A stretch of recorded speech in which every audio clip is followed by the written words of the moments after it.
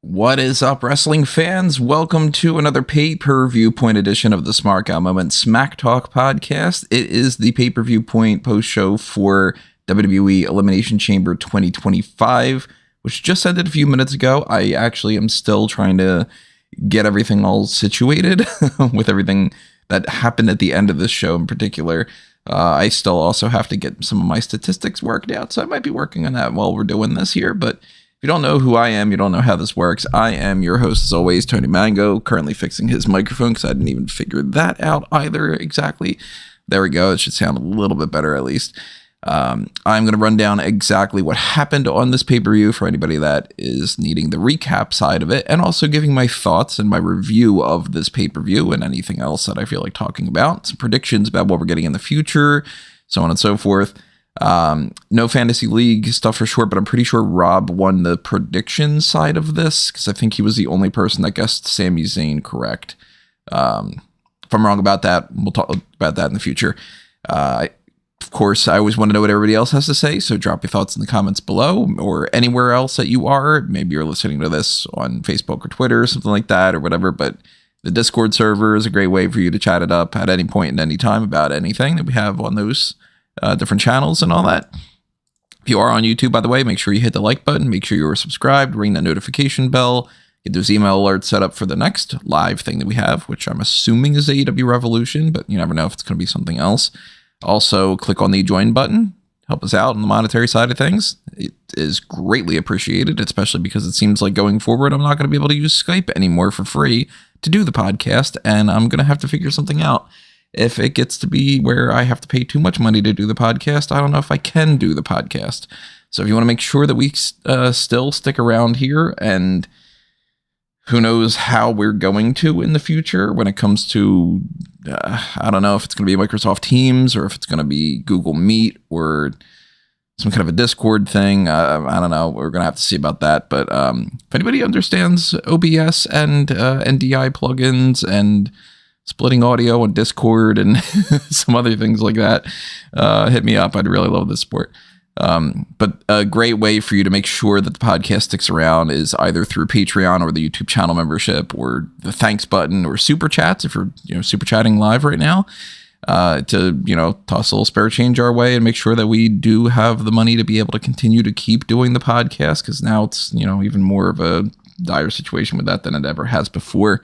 Redbubble and TeePublic is also where you can pick up your merchandise if you want to do any of those things. And I'll explain more about that another time and stuff. I don't want to bog down the pay-per-view thing too much about that. But the pay-per-view itself, I still have everything like going wild on my screens. So let me clean a little bit of that up and make that a little bit easier for me. The pay-per-view was naturally 2 hours worth of a pre-show that, talking about stuff that they didn't need to necessarily run down 100 times.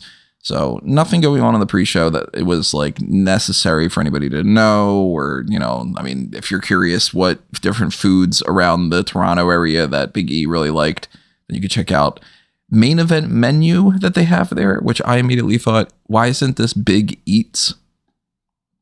Seems pretty obvious. I would have gone in that direction. So the actual pay-per-view though started off with the WWE Women's Elimination Chamber match. And this, of course, was for number one contender spot for who was going to end up challenging either Rhea Ripley or Io Sky for the Women's World Championship. Those two are going to have a match on Raw. A little bit suspicious now that it's going to end in some kind of schmoz and it's going to be a triple threat, but we'll get back to that in a moment. And quick rundown of how this all happened. Again, I don't need to talk about move by move, but starting off was going to be Liv Morgan and Naomi. But before the cage even shut, Jade Cargill comes out. And she looks like she's going to go after Liv Morgan. It's a little fake out, typical. And she goes after Naomi, beats the tar out of her. And Naomi gets medically disqualified from the match. She is not in there anymore. So, obviously, Bianca Belair is upset about this, seemingly indicating that she doesn't know what that was all about. And, that she wasn't in on the plan at the very least. And it seems like Naomi was the one that attacked Jade Cargill. There could be a twist, of course, because they didn't say specifically, like, Cargill didn't grab a microphone and go like, hey, you are the one that attacked me, blah, blah, blah. It could be something more along the lines of, I'm mad that you replaced me and the attacker is somebody else. But then it kind of makes it seem like they should have attacked. They should have led this to like Jade attacks the actual attacker. And there is still a slight possibility, I think, that this comes back around to being Jade against Chelsea Green. But it's a roundabout way to do it, and I don't think it's the right way to do it either. So at this point, it kind of just seems like we're getting Jade Cargill versus Naomi. Now, I say that it's still open for the other thing because it could just be Jade Cargill versus Naomi ends up being something that, like, she takes Naomi out, and we don't see Naomi until after WrestleMania. And in the meantime, she goes for the United States title. She beats Chelsea Green, and then Naomi's first challenger for Jade Cargill. I do think that there's slightly a possibility for that. I don't think that Jade Cargill versus Naomi is worthy of a WrestleMania match, just by itself. So some title getting thrown into the mix there or something, I think, is the better call. Actually, I should pay attention to the chat. I haven't read any of the chat things tonight. So Peter in the chat, tonight was predictable.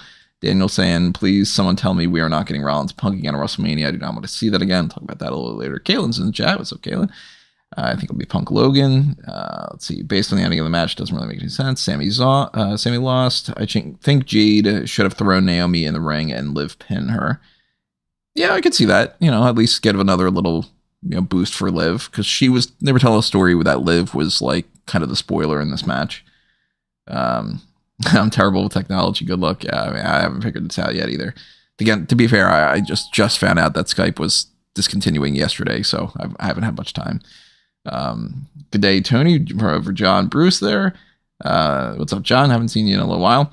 Hope you're doing well, mate. Honestly enjoyed the event tonight. We got Sanjeet. I find it funny Cargill returned in her ring gear, and Naomi should have seen it coming. I liked the beginning of this. I think that this was an interesting way to go about doing it as well. And then the match just became kind of just a regular match or whatever. Bianca comes out. She's distraught, but then pretty much just forgets about the whole thing. Roxanne, I think, came out next, and then Bayley, and then Bliss, if I remember correctly. Bayley gets eliminated by Liv Morgan. Perez gets eliminated by Alexa Bliss. Bliss gets eliminated by Liv Morgan. Morgan gets taken out by Bianca Belair, and Bianca wins the match. So afterward, Bianca is standing around the stage. Rhea Ripley comes out holding the Women's World Championship. And then Io comes out to just be like, hey, look, the two of you are against each other here, but I might insert myself and become the champion. It might be her new challenger. It's, Bianca and Io instead.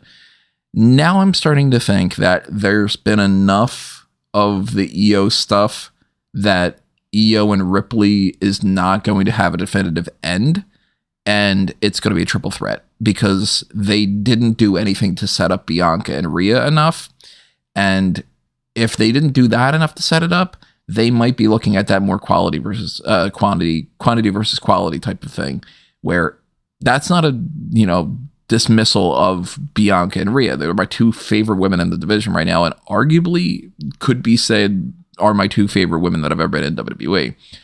But I mean, as far as storytelling purposes, there doesn't seem to be much of a quality story going on between Rhea Ripley and Bianca Belair, because they are waiting until 5 weeks out from Mania or whatever it is to just be, or 6 weeks out from Mania, to just be like, these two make sense. They're on the opposite ends of the spectrum. Just do the match and everybody's going to love it. I don't think that there's a story there.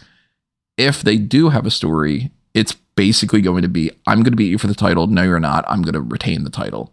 And that's not compelling.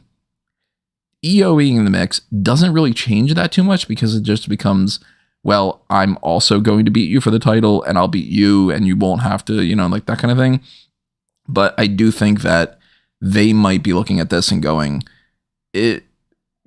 some people want to see Io and Ripley. Some people want to say Bianca and Ripley. Some people had something else in mind and we didn't get around to doing anything else. Which seems like the case for some other people too. We'll talk about in a moment. And I think that they might just be like, look, that'll be a hell of a match too. Now, I still wish that they would have set up something better. So I'm disappointed on that front.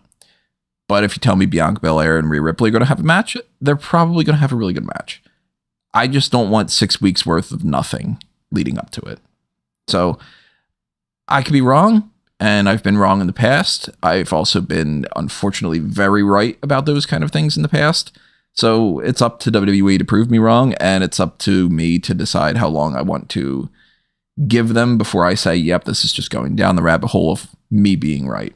Right now, I am leaning towards, I think I'm going to be right, and this is going to be another like Sasha and Bianca situation where leading up to it, everybody was telling me, no, you gotta wait, it's going to get better, and then it didn't, and then they were like, well, the match was okay, and I was like, well, the match was great, but that's exactly what I had said was going to happen, was they're going to tell you nothing leading up to it because you're going to say the match is great, and then that's going to just wash that memory away from you. A lot of people nowadays go, oh my god, that was such a great thing at Mania, but they don't talk about the feud because the feud itself was shit. So I think we're going to be in that kind of a situation too. And then you have to just hope that they actually do have a fantastic match, because if they don't, then all that stuff was a waste and it wasn't worth it.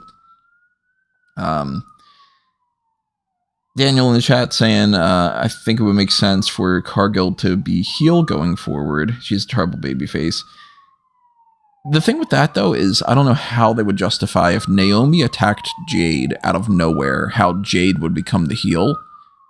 That hasn't stopped WWE or AEW or any other promotion from doing that kind of a story before, where it's just like, this makes no sense at all, and you're just swapping these people around. So it could be the case. Tag team match was next. Trish Stratus and Tiffany Stratton defeated Nia Jax and Candice LeRae. I got nothing to say about this match. It's a tag team match that we knew was just pretty much filler. Trish is there to win in Canada. Tiffany's there to do something in the meantime instead of just having her feud with Charlotte because there's not enough substance there, and to just end the Nia Jax thing. And they figured, let's throw Trish in there too. So it was what it was. I don't know what else you want me to say. The unsanctioned match came up next, and this is when I realized, I was like, wait, wouldn't this have been time to do the Rock and Cody promo? And then we'll go talk about that a little bit too. Kevin Owens beats Sami Zayn in a match that I thought was actually a lot of fun. They just, kind of brutally brawled. There's barbed wire chair at one point. There's table spots, so on and so forth. They fight into the crowd. They fight back, etc. And it ends pretty straightforward, which I was a little bit surprised about. But I like the ending. The ending was Kevin Owens gives Sami Zayn a powerbomb on the apron, which is a nice reference to what he had done to him in NXT. And that was still one of my favorite debuts of anybody that I've ever seen, where when Kevin Owens came onto the scene in NXT, let me mute my phone. I wasn't aware of anything of Kevin Owens. I mean, I had heard some things about, like, this guy's really good, but you hear that about everybody. And at that point, there were a lot of, this guy is the best thing that's ever happened to wrestling. And then I watched that, and I'm like, they're really nothing special. But when Owens came in and he had that, I'm really close with Sami Zayn, and then he has the match with CJ Parker, then he turns on Sami and all, I thought that was brilliant. Immediately made me like Kevin Owens, and I've been a big fan of him ever since. And that made me really care about Sami Zayn more too. And also, that was a really impactful thing for the two of them, and at least as far as my fandom goes. And to call that back again, I thought that was really cool. I liked that quite a bit.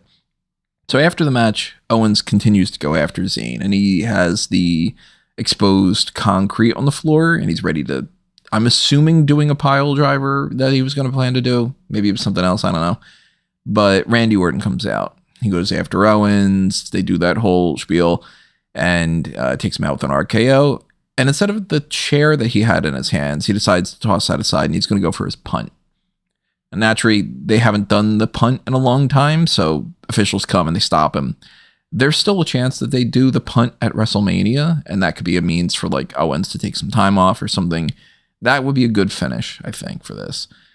Set it up as like, he didn't quite get it, and then, he punts his head off, and then, well, not literally, but you know what I mean.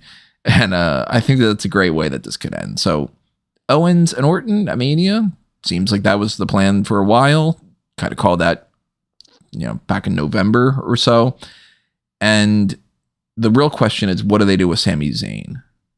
I still just feel like if it's Sami Zayn versus Karrion Kross, that's another match that really doesn't deserve to be on WrestleMania. It's not important enough, depending on how many other matches are on this card.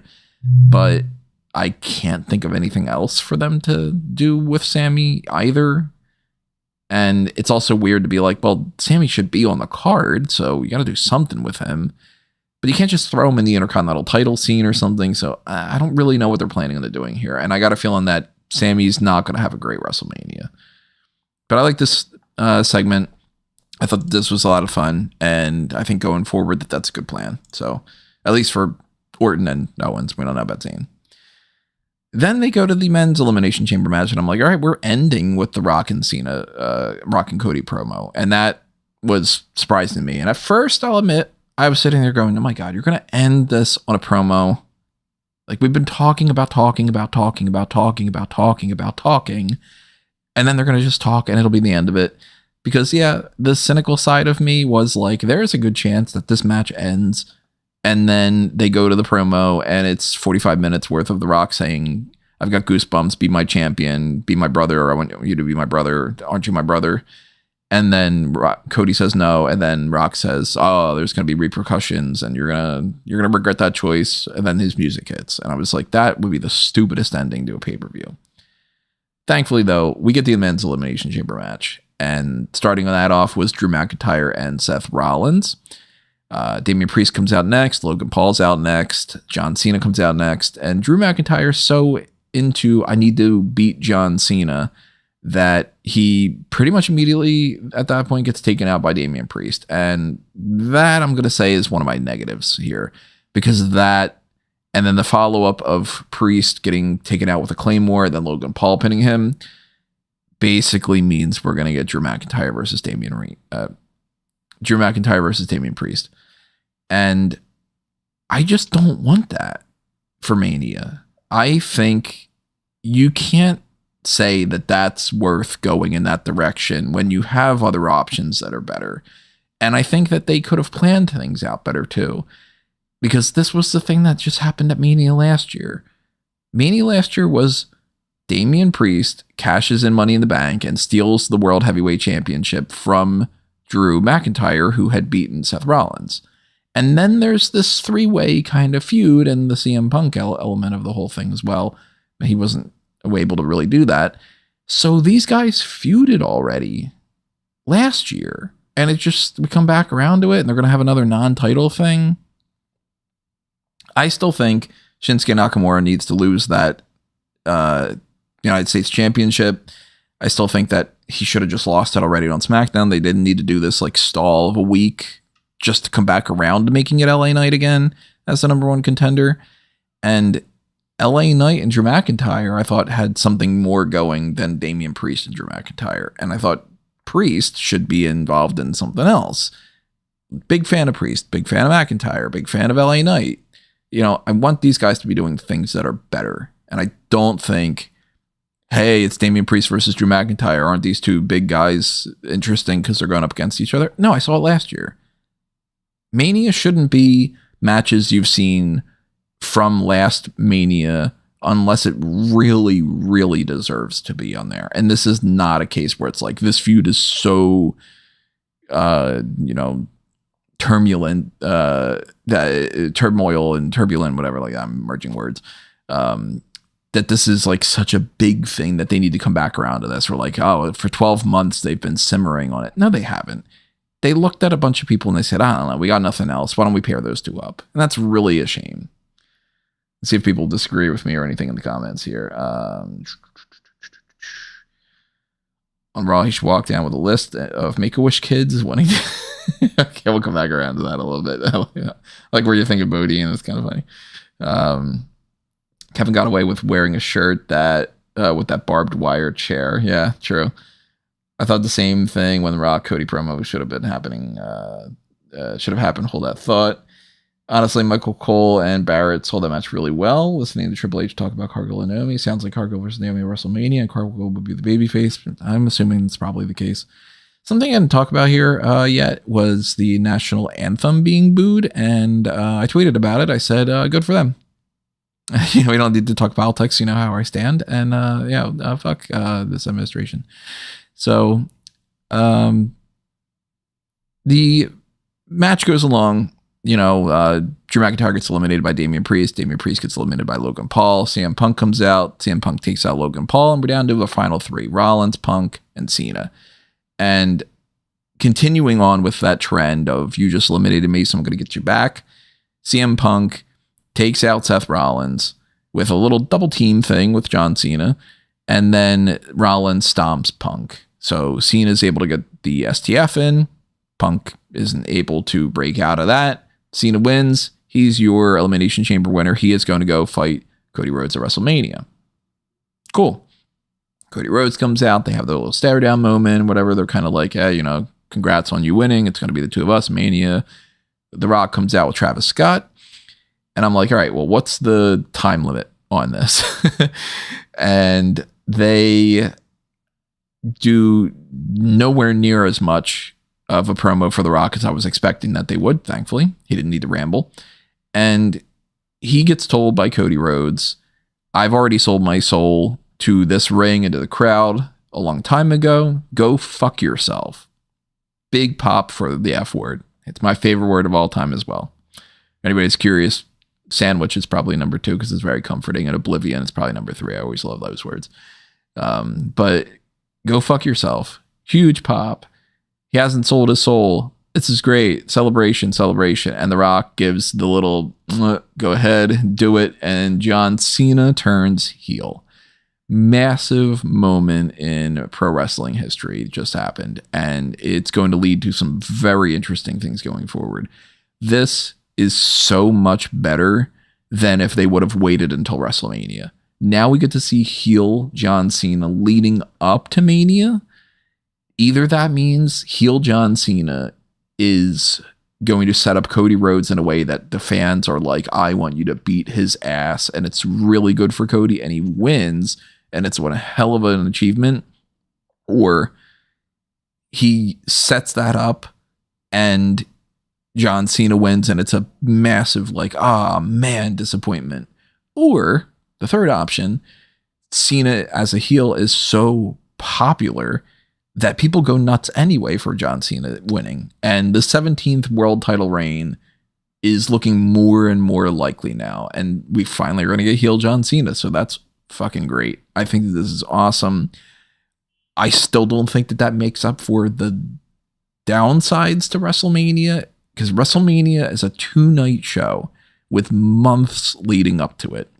You can't say if there's a handful of decent matches and the one main event really is important, then the whole thing is worth it. That's not my point of view. I think WrestleMania is a card that should be the best that you can possibly put on in every single match that you can book. And anything less than that is a disappointment. Now, the level of disappointment depends on how bad they book the rest of the stuff. And we are only 4 matches deep onto the card with, realistically, this is my point of view. Maybe it's going to change. John Cena versus Cody Rhodes. A heel John Cena against Cody Rhodes. This is not the setup I wanted, because I wanted Rock and Roman to have already been set up, and I wanted it to be like Cena and Orton, or a lot of other things like that. But this is a lot of fun. This is really interesting, and I'm really looking forward to seeing how this goes. So that's one. It's a good thing. Charlotte Flair versus Tiffany Stratton. Tiffany Stratton's great. Charlotte Flair at least was great. She just kind of phoned it in the past 6 years or so. I'm not feeling it. I think that this is going to be a bust. The match itself might be good, but I think that this feud is going to be a bust. Bianca versus whoever ends up being, I think that the feud's going to be a bust. I think the match is going to be great. And then you got Gunther versus Jey Uso. I don't think that's the right call. I don't think Jey Uso winning at WrestleMania is this, oh my God, amazing, one of the best moments in WrestleMania history type of thing. Kind of rooting for Gunther, to be honest. And then we're starting to look at the rest of the card. No Roman Reigns tonight at Elimination Chamber. Does that mean he's going to do something better than that triple threat with Rollins and Punk? Kind of hope so. Then again, I want Solo Sikoa versus Jacob Fatu. I don't want Solo versus Roman again or something. And they keep hanging around this Solo stuff, and I don't know why they're doing that. But I also don't want this triple threat idea of Punk and Rollins and Reigns to just be a meaningless match, but there's not anything for it, so I don't know. Maybe they need to make that a number one contenders match and say the winner of that gets to fight whoever wins the Cena and Cody match at Backlash or something. Something needs to be on the line there. And I don't know where this Paul Heyman favor is going to come into play or any of that. I don't know what they're going to do with Logan Paul, because it still feels to me like it should be CM Punk against Logan Paul. But what did they do with Drew McIntyre? Is it just going to be the Damian Priest thing? That's disappointing. It's a lot of that kind of stuff. And, you know, by the time we get around to even Raw, we might know more information. So they might change my point of view or something. But they care more. I'm positive. In their minds, are people talking about Jade? Are people talking about Bianca winning? And their excitement for Bianca and Rhea and Io. Are they talking about Cena more than anything else? And are they interested in Randy Orton's return? I'm sure that that's what they care about. If those are all checked off, they think that this is the most amazing thing that they've ever done. And we'll figure out the rest later. I think too many steps ahead, and I'm already worried about a lot of the WrestleMania card. And I think in a month when we talk about this, we're going to go, yeah, you know what? About a third, if not half of the card, or maybe even more, feels a little meh. And then the rest of it, a quarter of it or a third of it or whatever it might be, ends up being like, wow, then that stuff's really cool. Yeah, maybe I'm wrong. I don't know. So let me rate a couple of these things real quick left, and then we'll kind of wrap things up. Let's see what we got here. We got Lee Bayless. Didn't they stall the Nakamura match as his friend died? Oh, did that happen? Oh, that's disappointing. I mean, hopefully that's not the case and that he didn't suffer any kind of a loss. And if they did it for that reason, then that's all the more reason to do it, and then that's perfectly fine. Still think that they shouldn't have just come back around to LA Knight. Like, LA Knight shouldn't have lost the title to Nakamura for Nakamura to do nothing and then just maybe put the title back on LA Knight. That's a different thing too. But at least as far as SmackDown, if they rewrote it for that, then okay, then that's okay. Was this the first time that the word fuck was written into a script on a WWE show? At least it's the Attitude Era. Maybe. I don't remember another time. Off the top of my head, at least. I'm surprised they didn't censor Cody's response. Nah, fuck him. In kayfabe, if Cody sold his soul to The Rock, would Cena turn on a following show? I guess it would depend on if he were to take the piece of paper that says soul and eat it and swallow it, because that's how you get your soul back, according to The Simpsons. Keyword Rock was never planned. You wrestle keyword wrestled, not appear. In rooting for Gunther, I'm rooting for Gunther too. Getting afraid Tiffany's going to lose it so bad that she'll be released in the next year. I mean, that would really suck, because she should not be released by any means like that. So, our big takeaways from this.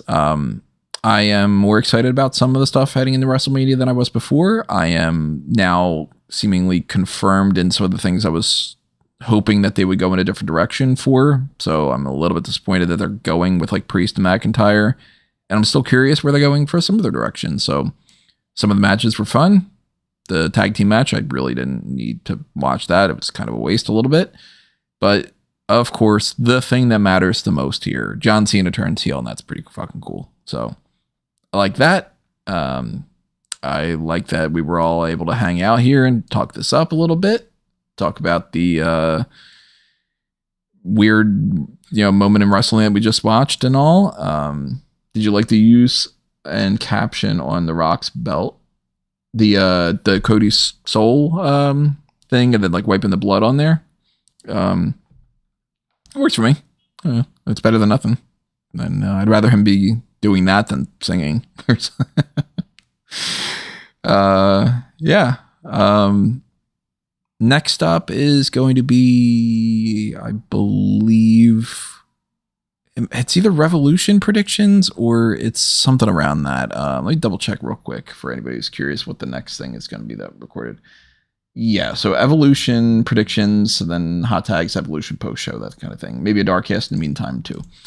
Then we got a bunch of blank weeks, I think, going up. So March is sort of a little bit of a debate and kind of try to figure something out there. Still don't know what we're going to do for Smark Madness, or if we're really going to even do Smark Madness. So if you have any suggestions for that tournament, drop them in the comments below. Keep in mind the dark casts can come up at any moment, depending on whenever I decide to just record something and all. And the more support that we get there, the better, especially because of the whole thing with Skype and, you know, the unknown about the future going forward. And I don't know how I'm going to be doing the podcast in May when Skype goes away and all. Again, if you have any suggestions, let me know. Keep in mind the whole setup that we have as far as like Fanboys Anonymous. If you want us to do more stuff over there, check out the Pokemon What If stuff if you're into Pokemon. I'd love to do some more with that idea and do the like types and teams thing that I mentioned before. And we'll do, of course, any kind of breakdown of anything else in the hot tags, and maybe give like Rob and maybe Callum, if he's up for feeling about it, the thoughts on this whole thing, get their perspective of Elimination Chamber and stuff. But that's going to do me in, at least for this episode. So again, show your support in any way that you can. Follow, like, share, favorite, subscribe, do all that good stuff for the things you can find over at the link tree on amangotree.com. AnthonyMango.com is also the same thing, goes in the same direction. So, you know, nothing different on that front, but show your support by following all those accounts there. And make sure that you are staying tuned to smarkoutmoment.com. That'll do me in for this episode. Thank you for listening. Thank you for chatting it up. Thank you for your comments, whatever it might be. And I will see you next time. For now, this has been another Smark Out moment, and I'm being counted out.